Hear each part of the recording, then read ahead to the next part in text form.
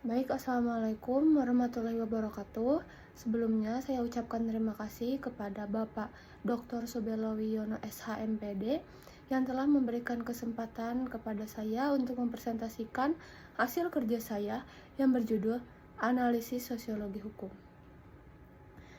Selanjutnya, perkenalkan nama saya Siti Nur Anissa dengan NPM 231398. Baik, di sini tanpa berlama-lama langsung saja kita ke slide yang pertama. Baik, selanjutnya di slide pertama ini ada pengertian sosiologi hukum. Sosiologi hukum merupakan cabang ilmu secara khusus yang mengkaji hukum dalam hubungannya dengan kehidupan sosial masyarakat. Yang dimana dalam pendekatan ini hukum tidak hanya dipandang sebagai kumpulan norma atau aturan tertulis yang bersifat mengikat, tetapi juga sebagai suatu fenomena sosial yang hidup, berkembang dan mengalami perubahan seiring dengan dinamika masyarakat. Yang artinya, hukum bukan suatu yang statis, melainkan selalu bergerak mengikuti perkembangan zaman, nilai, serta kebutuhan sosial. Dalam konteks ini, hukum tidak dapat dipahami hanya melalui teks undang-undang atau peraturan semata. Sosiologi hukum justru menekankan pentingnya melihat bagaimana hukum itu bekerja dalam praktik kehidupan sehari-hari. Misalnya, apakah hukum tersebut benar-benar ditaati oleh masyarakat atau justru sering dilanggar. Hal ini menunjukkan bahwa keberadaan hukum secara formal belum tentu menjamin efektivitas secara sosial. Nah, sosiologi hukum juga melihat adanya hubungan timbal balik antara hukum dan masyarakat, yang dimana hukum dibentuk oleh kondisi sosial tertentu, seperti budaya, sosial, ekonomi, dan politik. Namun, setelah terbentuk hukum, juga berperan dalam membentuk dan mengarahkan perilaku masyarakat, yang dimana dengan kata lain hukum dan masyarakat saling mempengaruhi satu sama lain dalam suatu proses yang berkelanjutan. Pendekatan ini menjadi sangat penting karena memberikan perspektif yang lebih realistis terhadap hukum. Tidak jarang suatu aturan yang secara normatif dianggap baik ternyata tidak berjalan efektif karena tidak sesuai dengan kondisi sosial masyarakat. Oleh karena itu, sosiologi hukum membantu menjembatani kesenjangan antara hukum sebagai teori dan hukum sebagai praktik. Di sini selanjutnya ada slide kedua, yaitu istilah sosiologi hukum.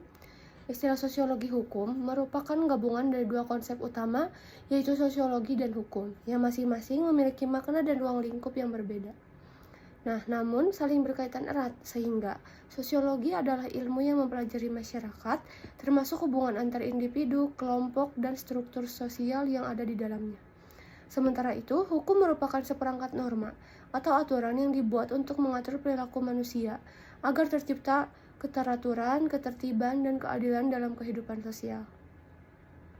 Maka, ketika kedua istilah ini digabungkan, sosiologi hukum dapat dipahami sebagai ilmu yang mengkaji hukum dalam konteks sosial, yaitu bagaimana hukum terbentuk, diterapkan, serta berdampak dalam kehidupan masyarakat.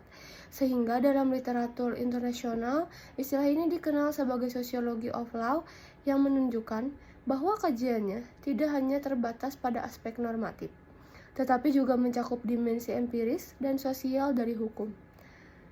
Pemahaman terhadap istilah ini sangat penting karena menunjukkan bahwa hukum tidak bisa dilepaskan dari konteks masyarakat tempat hukum tersebut berlaku. Sehingga setiap masyarakat itu memiliki karakteristik yang berbeda seperti budaya, nilai, dan struktur sosial yang akan mempengaruhi bagaimana hukum diterapkan dan dipatuhi. Nah, oleh karena itu, hukum yang efektif itu di suatu masyarakat belum tentu efektif di masyarakat lain. Sehingga, selain itu, istilah sosiologi hukum juga menegaskan bahwa hukum bukan hanya produk negara, tetapi juga hasil dari interaksi sosial. Dalam banyaknya kasus, norma-norma yang berkembang dalam masyarakat justru menjadi dasar bagi pembentukan hukum formal. Hal ini menunjukkan bahwa hukum dan masyarakat memiliki hubungan yang sangat erat dan tidak dapat dipisahkan. Baik, selanjutnya di sini ada slide yang ketiga, yaitu tentang pengertian menurut ahli. Nah, berbagai ahli memberikan definisi dan pandangan mengenai sosiologi hukum yang memperkaya pemahaman kita terhadap konsep ini.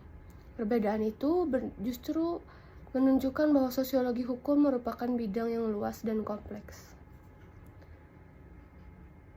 Yang pertama itu ada menurut Sujarno Sukanto, yaitu yang menekankan bahwa sosiologi hukum mengkaji hubungan timbal balik antara hukum dan gejala sosial. Dalam pandangannya, hukum tidak hanya berfungsi sebagai alat pengatur, tetapi juga dipengaruhi oleh kondisi sosial masyarakat.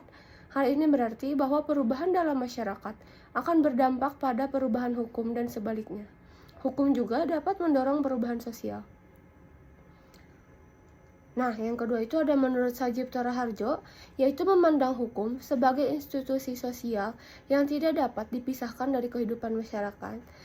Beliau menekankan bahwa hukum seharusnya tidak hanya berpotensi pada kepastian hukum, tetapi juga pada keadilan substantif. Artinya, hukum harus mampu memberikan keadilan yang nyata bagi masyarakat, bukan sekedar menjalankan aturan secara formal. Yang ketiga, menurut Roskevon, memperkenalkan bahwa konsep hukum sebagai alat rekayasa sosial atau law as of social engineering, menurutnya itu hukum dapat digunakan untuk mengarahkan perubahan sosial ke arah yang diinginkan, seperti meningkatkan kesejahteraan masyarakat, menciptakan keadilan, dan menjaga ketertiban. Dalam konteks ini, hukum memiliki peran aktif dalam membentuk masyarakat. Sementara itu, yang terakhir, menurut Eugene Ehrlich, mengumumkan konsep living law, yaitu hukum yang benar-benar hidup dalam masyarakat. Ia berpendapat bahwa hukum yang efektif bukanlah hukum yang tertulis dalam undang-undang, melainkan hukum yang benar-benar dijalankan dan dipatuhi oleh masyarakat dalam kehidupan sehari-hari. Konsep ini menekankan pentingnya melihat hukum dari perspektif praktik, bukan hanya teori. Nah, dari berbagai pandangan ahli di atas, dapat kita simpulkan bahwa sosiologi hukum menempatkan hukum sebagai fenomena yang dinamis, yang dimana tidak hanya dipengaruhi oleh aturan formal, tetapi juga oleh realistis sosial yang ada. Nah, baik, di slide selanjutnya ini, atau di slide keempat, yaitu ada karakteristik sosiologi hukum. Salah satu karakter sosiologi hukum adalah sifatnya yang empiris, yang artinya kajiannya didasarkan pada fakta dan realitas yang terjadi dalam masyarakat. Nah, bukan hanya teori atau norma yang tertulis dalam peraturan. Sosiologi hukum berusaha melihat bagaimana hukum benar-benar bekerja dalam praktik, apakah ditaati, diabaikan, atau bahkan dilanggar.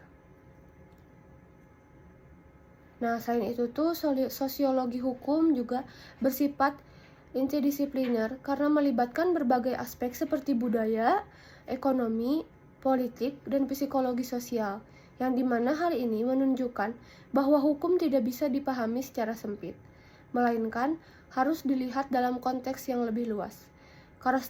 Karakteristik lainnya adalah fokus pada efektivitas hukum, yang dimana sosiologi hukum tidak hanya bertanya apakah suatu aturan ada, tetapi juga apakah aturan tersebut benar-benar efektif dalam mengatur masyarakat.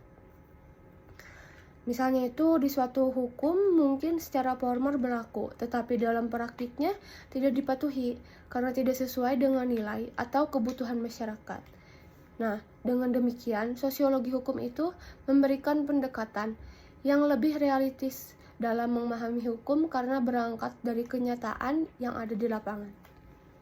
Di slide yang kelima, yaitu ada ruang lingkup sosiologi hukum. Ruang lingkup sosiologi hukum mencakup berbagai aspek yang berkaitan dengan hubungan antara hukum dan masyarakat. Salah satu fokus utamanya itu adalah perubahan sosial, yaitu bagaimana hukum dapat mempengaruhi perubahan dalam masyarakat atau sebaliknya. Bagaimana perubahan sosial mendorong perubahan hukum. Selain itu juga, sosiologi hukum itu mengkaji efektivitas hukum, yaitu sejauh mana hukum dapat mencapai tujuannya dalam menciptakan ketertiban dan keadilan. Nah, hal ini itu berkaitan erat dengan tingkat kepatuhan masyarakat terhadap hukum, karena tanpa kepatuhan hukum tidak akan berjalan dengan baik. Ruang lingkup lainnya adalah peran lembaga hukum seperti pengadilan, kepolisian, dan aparat penegak hukum lainnya, yang dimana sosiologi hukum ini tuh melihat bagaimana lembaga-lembaga tersebut bekerja dalam praktik, serta bagaimana masyarakat memandang dan merespon. Selain itu, budaya hukum juga menjadi bagian penting dalam kajian sosiologi hukum. Nah, budaya-budaya hukum ini mencakup nilai, sikap, dan persepsi masyarakat terhadap hukum. Nah, jika budaya hukum masyarakat rendah, maka hukum akan sulit ditegakkan, meskipun aturan sudah dibuat dengan baik. Ada slide yang ke-6, yaitu objek kajian sosiologi hukum. Objek kajian dalam sosiologi hukum itu terbagi menjadi dua, yaitu yang pertama ada objek material dan yang kedua ada objek formal. Objek material itu adalah masyarakat, karena hukum selalu berkaitan dengan kehidupan manusia sebagai makhluk sosial. Tanpa masyarakat, hukum tidak akan memiliki makna atau fungsi. Sedangkan objek formal yaitu adalah hukum sebagai gejala sosial, yang artinya sosiologi hukum tidak hanya melihat hukum sebagai aturan, tetapi sebagai fenomena yang muncul, berkembang, dan berubah dalam masyarakat. Hukum dipandang sebagai bagian dari sistem sosial yang dipengaruhi oleh berbagai faktor, seperti budaya, ekonomi, dan politik. Nah, dengan memahami kedua objek ini, kita dapat melihat bahwa fokus sosiologi hukum bukan hanya pada teks hukum, tetapi juga pada bagaimana hukum itu dijalankan dan berdampak dalam kehidupan masyarakat. Nah, sekarang di slide terakhir atau slide penutup atau kesimpulan, dari seluruh pembahasan yang telah saya jelaskan, dapat disimpulkan bahwa sosiologi hukum merupakan ilmu yang menempatkan hukum sebagai bagian yang tidak terpisahkan dari kehidupan sosial. Hukum tidak hanya dipahami sebagai aturan tertulis, tetapi juga sebagai gejala sosial yang dipengaruhi oleh berbagai faktor dalam masyarakat. Keberhasilannya itu, suatu hukum sangat bergantung pada kesadaran dan kepatuhan masyarakat. Tanpa adanya dukungan dari masyarakat, hukum tidak akan berjalan secara efektif. Oleh karena itu, hukum harus mampu menyesuaikan diri dengan perkembangan sosial agar tetap relevan dan dapat diterapkan dengan baik. Dan pada akhirnya itu, sosiologi hukum memberikan pemahaman bahwa hubungan antara hukum dan masyarakat bersifat dinamis dan saling mempengaruhi. Dengan memahami hubungan ini, kita dapat melihat hukum secara lebih luas dan realistis, serta mampu menilai apakah hukum benar-benar berfungsi dalam menciptakan keadilan atau hanya ketertiban dalam masyarakat. Baik, demikian hasil presentasi dari saya. Apabila banyak kekurangan, mohon maaf. Wabillahi taufiq wal hidayah. Wassalamualaikum warahmatullahi wabarakatuh.